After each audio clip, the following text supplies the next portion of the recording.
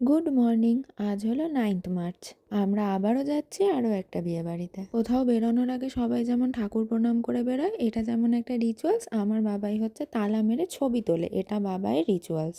আমরা বাড়ি থেকে বেরিয়েছিলাম 4টে নাগাদ, তখনও ভোরের আলো ফোটেনি। আর আমাদের গোপু সোনাও কিন্তু আমাদের সঙ্গে যাচ্ছে। কয়েকটা আগের ভিডিওতে তোমরা যে দেখেছিলে আমি মেহেন্দি পরেছিলাম, নেল এক্সটেনশন করিয়েছিলাম, সেই সব কিছুই এই বিয়ে বাড়িটার জন্য। আমি আর মা লাগেজগুলো নিয়ে এগিয়ে গেছিলাম আর বাবাই পরে আসছিল। রাস্তায় যেতে গিয়ে আমার আবার অল্প স্বল্প খিদে পেয়ে যায়, বাবাই সেটারই বন্দোবস্ত করতে গেছিল। লাস্ট মোমেন্টে টিকিট না পাওয়ায় আমাদের অগত্যা জেনারেলে উঠেই আসতে হয়েছে। তাই জন্য আমি ট্রেনের ভেতরে আর কোনো ব্লগই করতে পারিনি। ভীষণ ভিড় ছিল ট্রেনের ভেতরে। 9:30 নাগাদ আমরা পৌঁছে গেছিলাম এনজেপি স্টেশনে, আর ওখান থেকে গাড়ি করে চা বাগানের দৃশ্য দেখতে দেখতে আমরা পৌঁছে গেছিলাম মামার বাড়ি। আচ্ছা, এবার বলি বিয়েটা কার? বিয়েটা হলো আমার মামার। সম্পর্কে মামা হলেও বন্ডিংটা কিন্তু দাদা বোনের মতন। স্টেশন থেকে মামাদের বাড়ি আসতে মোটামুটি 1 ঘন্টা লাগে, কিন্তু সেদিন প্রচণ্ড জ্যাম ছিল দেখে আমাদের প্রায় 2 ঘন্টা লেগে গেছিল। আর আমরা পৌঁছেও গেছিলাম আমাদের ভেন্যুতে। এই রুমটা আমাদের দেওয়া হয়েছিল। রুমটা না ভীষণ সুন্দর, তার সাথে আরও সুন্দর হলো এই আয়নাটা। সাজতে আর কোনো রকমই প্রবলেম হবে না। আর রুমের এই জানলাটা দিয়ে পেছনে প্যান্ডেল, কী কী রান্না হচ্ছে সব কিছু দেখা যাচ্ছিল। আমার গোপু সোনা সকালবেলা উঠে ট্রেন জার্নি করে এতটা রাস্তা এসেছে, তাই ওকেও স্নান করিয়ে ভোগ লাগিয়ে দিয়েছিলাম আর একটু আদরও করে নিচ্ছিলাম। এই ভবনটাতে আমাদের সব আত্মীয় স্বজনদের থাকার ব্যবস্থা হয়েছিল। ইন্টেরিয়রটা ভীষণ সুন্দর, একদম রাজপ্রাসাদ রাজপ্রাসাদ লাগছিল। পৌঁছেই আমরা স্নান করে ড্রেস চেঞ্জ করে নিয়েছিলাম, কারণ তখনই যেত জল সাজতে। একটু দেরি ছিল দেখে আমরা আমাদের ব্রেকফাস্টটা করেই বেরিয়ে পড়েছিলাম জল সাজতে যাওয়ার উদ্দেশ্যে। আর এই হলো আমার সেই মামা, যার আজকে বিয়ে।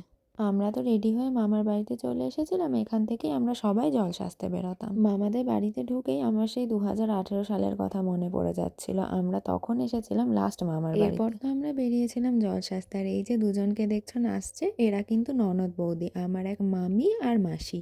প্রথমেই কিন্তু বলে দিচ্ছে, এই বিয়েবাড়ির ব্লগে তোমরা সবচেয়ে বেশি যেটা দেখতে পারবে সেটা হলো নাচ। একটা জিনিস আমার বেশ ভালো লেগেছে, এখানকার অর্কেস্ট্রারের বাজানোর স্টাইলটা কিন্তু অন্যরকম। সচরাচর আমি দেখেছি আমাদের মালদার সাইডে সবাই সিনেমার গানই বাজায়, কিন্তু এখানে বেশ সুন্দর পাঞ্জাবি স্টাইলের ভাংড়া বাজাচ্ছিল।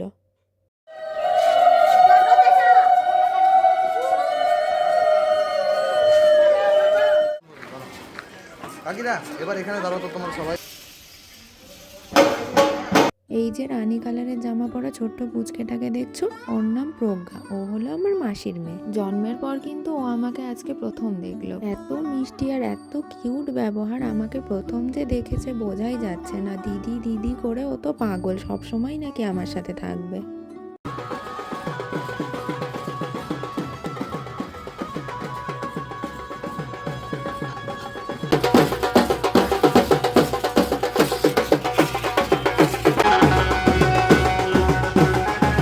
মামা আর মামিদের সব রিচুয়ালসগুলোই দুই বাড়ি থেকে একসাথে হচ্ছিল, তাই আমাদের সাথে জল ভরতে কিন্তু মামিদের বাড়িরও সবাই গেছিল।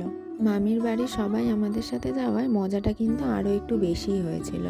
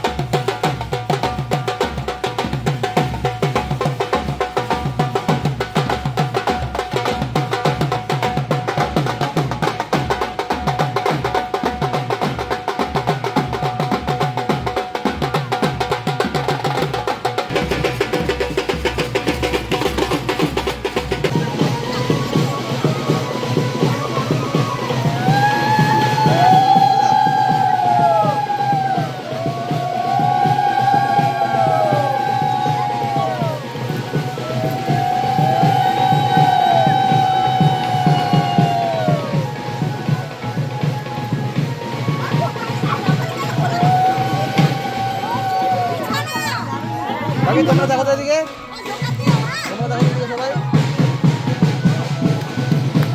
এদিকে এদিকে এদিকে। আজকে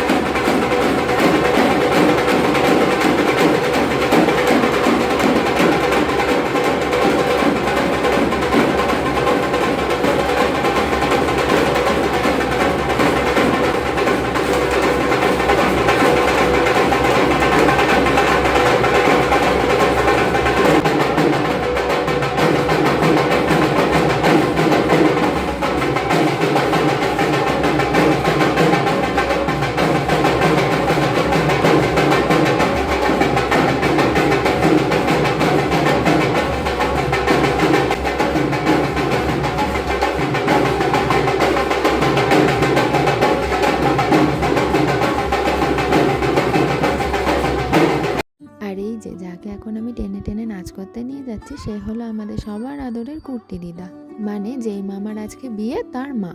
যারা যারা প্রথমেই বিয়ে বাড়িতে গিয়ে বলেছিল না না আমি নাচবো না, আমি তাদের প্রত্যেককে টেনে টেনে নাচ করিয়েছি। আমি তো সবাইকে এটাও বলেছি বিয়ে বাড়িতে এসেছো মানে নাচতেই হবে। আর এই যে আমাদের মিষ্টি মামি, মামির ভাইবস কিন্তু ফুল অন আমাদের সাথে ম্যাচ করে গেছে। আমার তো মামিকে পার্সোনালি ভীষণ পছন্দ হয়েছে, একদম আমাদের মতন। একবার বলাতেই কিন্তু মামি আমাদের সাথে প্রচুর নাচ করেছে। আমি তো এমনিতেই নাচ করতে ভালোবাসি, একটা সঙ্গী পাওয়াতে আমার আরও ভালো হয়েছে। এত সব কিছুর মাঝেও মামুনি আর দিদিভাইকে তো একটু একটু মিস করছিলাম, তো এখন ওরাও চলে এসেছে, একদম ফুল অন মজা এবার। আর এসে নিয়েই কিন্তু মামুনি আর দিদিভাই আমাদের সাথে যোগদান করে দিয়েছে নাচার জন্য।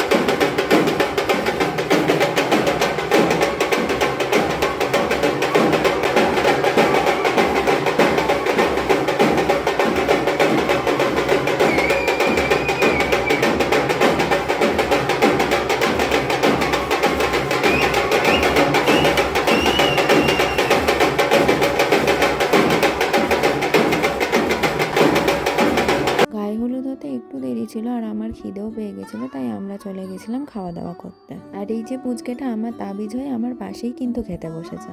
আর এতক্ষণে দেখা পাওয়া গেছে বরের ভাইয়ের। একটা মজার ব্যাপার বলি, ও আমার সম্পর্কে ছোট মামা হয়, কিন্তু আমি ছোটবেলায় জানতাম ও আমার মায়ের পেটে নিজের ভাই। আমাদের দুজনের মধ্যে এত মিল যে ছোটবেলায় আমি ওর জামা আর ও আমার জামা পরতো। তখনই দেখা হতো, দুজন দুজনকে ছাড়া ঘুমাতাম না। খাওয়া দাওয়া করে এসে দেখি আরেক পর্ব নাচ শুরু হয়েছে। আমাকে কেউ নাচ করতে বললে আমার কোনো রকম ক্লান্তি নেই, তাই আমি আবারও খেয়ে দিয়ে নাচ করতে শুরু করে দিয়েছিলাম।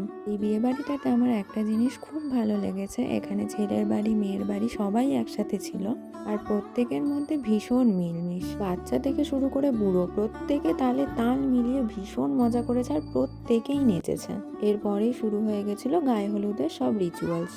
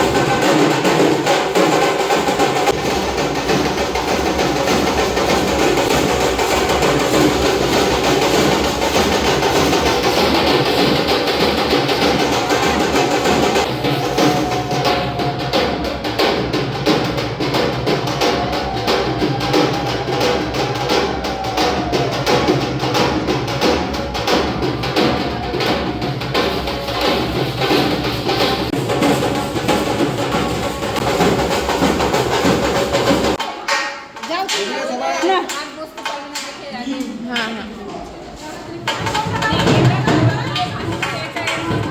ও মাই ও মাই, তাকাও এদিকে তাকাও। ফটো মারতে দিচ্ছে না, ভিডিও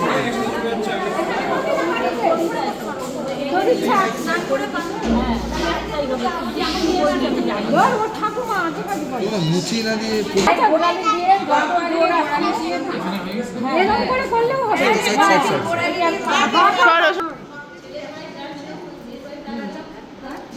একবারে দেবো।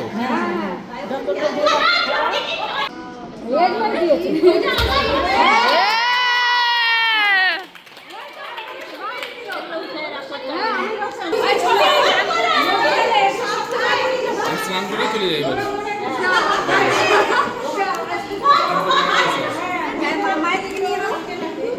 আর সব শেষে কিন্তু আমার দুই আদরের ভাই পিতু আর গোবিন্দ দুজনকেই ভীষণ মিস করছিলাম। ওদের আসতে অনেকটা লেট হয়ে গেছে, ওরা এবার চলে এসেছে, এবার মজা আরো ফুল অন। গায়ে হলুদের পর্ব শেষ করে রুমে ফিরতে ফিরতে আমাদের প্রায় বিকেল 5টা বেজে গেছিল। আর এত টায়ার্ড ছিলাম আমি ঘুমিয়ে পড়েছিলাম।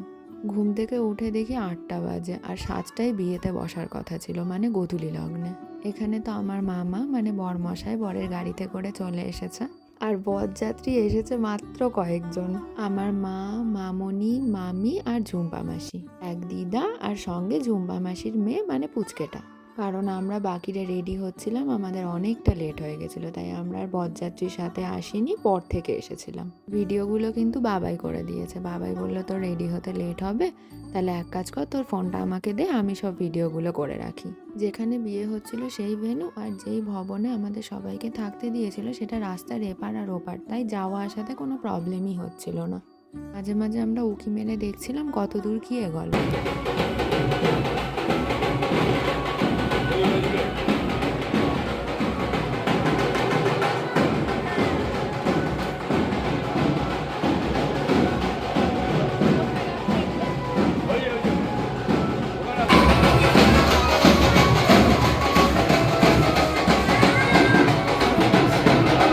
যাও ওখানে চলে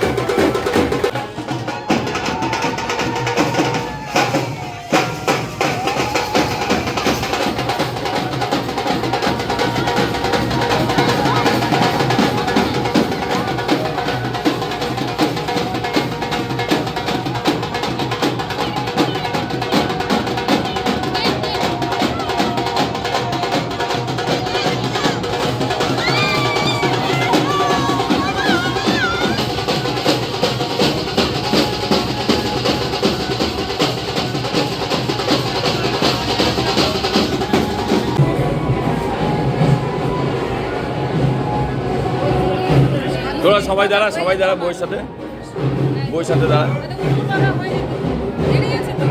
এই বইয়ের সাথে তুলনা একটা ছবি দিচ্ছি, ভিডিও করে নিয়ে একটা পরে কর না।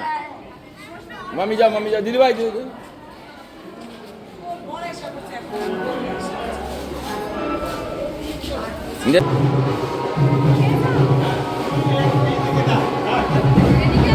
এদিকে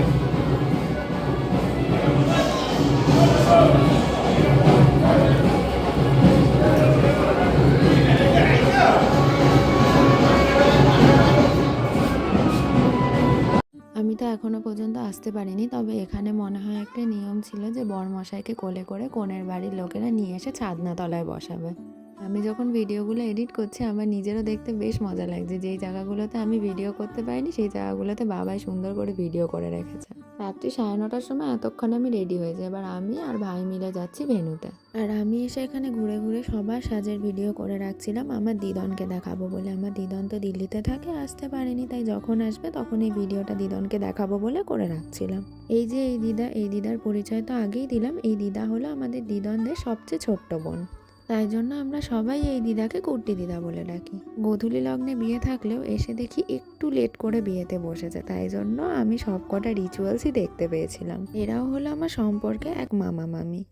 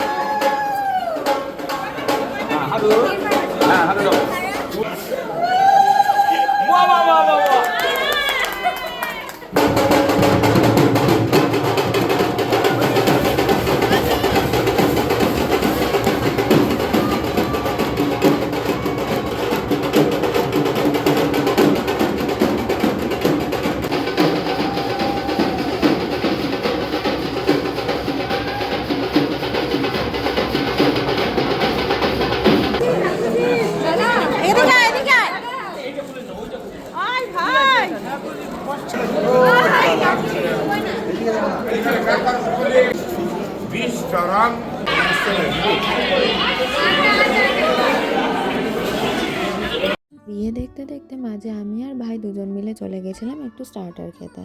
এরপর এক এক করে সবার সাথে স্মৃতি হিসেবে ছবি তুলে নিচ্ছিলাম, কারণ অনুষ্ঠান ছাড়া তো এখন সত্যি বলতে কারোর সাথে সেরকম দেখাই হয় না। আসো ও বাবা হাঁটু গাড়ো একটু নিচে হবে না বসো হ্যাঁ হবে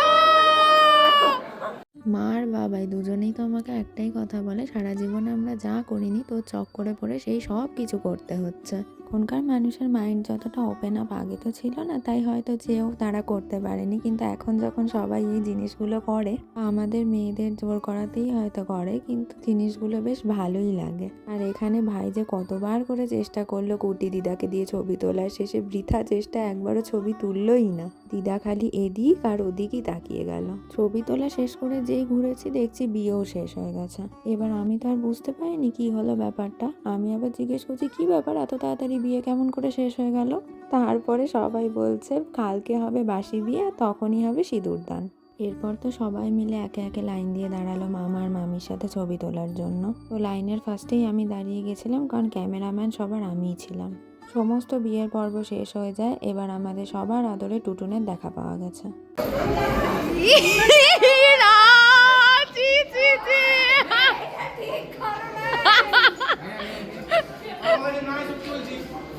আর আরেকটা হাসির ব্যাপার হলো, মামিদের তরফ থেকে কেউ জুতো চুরি না করায় আমরা বরপক্ষ হয়েই বরের জুতো চুরি করে ফেলে আবার টাকাও চেয়ে নিয়েছি। আর বাধ্য হয়ে মামা আমাদের টাকাও দিয়েছে যাতে জুতোটা আমরা দিয়ে দিই। তারপরে আমরা বলছি আমরা জুতো চুরিই করিনি। জুতোটা না জিনিসপত্রের ভিড়ে নিজে নিজেই হারিয়ে গেছিল কোথায়, আর খুঁজেই পাওয়া যাচ্ছিল না। মাঝখান থেকে আমরাই লাভবান যে টাকাটা পেয়ে গেলাম। আর এখানে নিজের মেহেন্দি আর নিজের নেলসের প্রতি আমি এতটাই অবসেসড হয়ে গেছি, আমার নিজেরই এতটাই ভালো লাগছিল যে আমি কতটি যে ছবি ভিডিও তুলেছি আমি নিজেও জানি না। এরপর তো এক প্রস্ত আরও ছবি ভিডিও করার পর আমি একটু সময় পেয়েছিলাম নিজের কয়েকটা ভিডিও করার। আমার ভাই আমাকে একটা রিল বানিয়ে দিচ্ছিল, তারপরেও আমার আরও কয়েকটা রিল বানাতে বাকি ছিল যেগুলো আমি ইনস্টাগ্রামে সেভ করে গেছিলাম। মানে চাপটা বুঝতে পারছো? আর এরপরে আমার আর ভাইয়ের 1000 খানিক রিলের রিটেক নিয়ে আমরা তারপর খেতে গেছিলাম রাত্রি 2টোর সময়। এতটাই খিদে পেয়ে গেছিলো আর কোনো রকম ব্লগ করিনি। আজকের মতন বিয়েবাড়ি এখানেই শেষ, বাকিটা আসছে পরের পার্টে। হরে কৃষ্ণা।